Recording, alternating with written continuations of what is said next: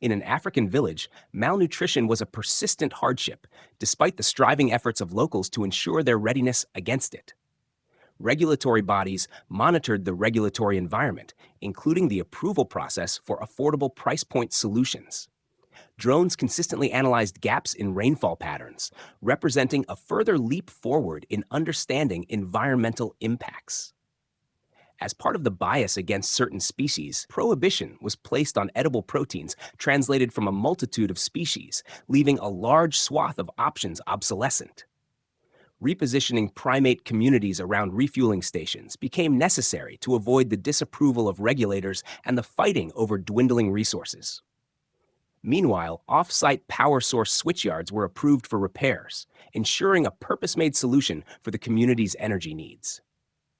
This sequence of information painted a picture of an incomplete solution to the village's challenges, leaving them with the stamp of uncertainty as they assessed the beginning of a new era.